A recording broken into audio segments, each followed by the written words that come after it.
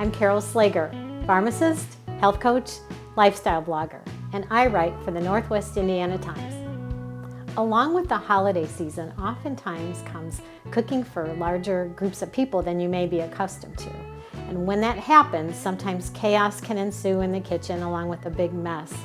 So today I'm going to give you a few tips on planning and preparing your kitchen and you so that hopefully you will have more fun during this whole process.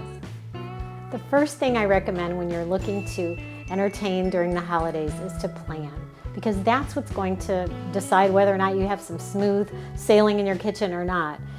For me, I have been a planner, I guess, for a long time. I found this notebook that I always write what happened at Thanksgiving and Christmas and other big dinners like that, writing down my menu and where I got certain foods or what cookbooks I use. And I've been doing that since 1995, which I didn't even realize till I was ready to do that. That's one way to do it, because back then we didn't use a computer. So whether you are a note person like me or you like to do a computer, either one could help you stay more organized. The other thing I suggest is coming up with a plan, whether it's Thanksgiving, Christmas.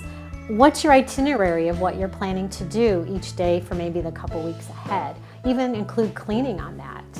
And then get your cookbooks, your recipe cards, anything you're going to need for that meal so you can compile your grocery list so that when you go to the grocery, you're prepared and you don't have to run there last minute when everybody else does. There are some tools you might like to have available to use, which will make your life easier and less chaotic as well.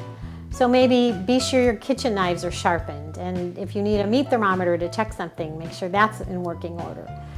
Perhaps you could find it nice to have a crock pot or an Instant Pot. For example, if you like to do more slow cooking, big roasts and such, the crock pot would probably be your best bet, especially if you like to travel, and because they have carriers with those to take with you. On the other hand, if you're kind of a last-minute person, the Instant Pot might be the better choice because it is pressurized cooking. You can cook a roast a lot quicker, and you can also use it as a slow cooker. It just may not hold as large pieces of meat that you would think of putting in a crock pot. So the Instant Pot does have more options. You can cook rice in it, you can braise in it, and then make it a slow cooker.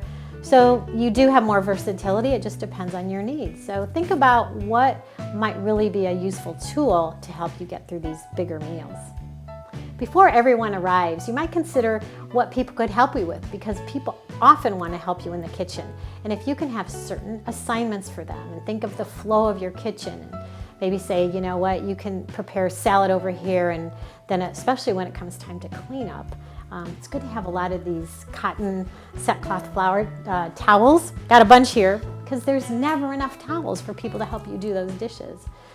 One more thing to remember, even if things get really crazy and really messy like they did with me today, remember to breathe, relax, and have fun with your guests, because that's the whole point of celebrating together.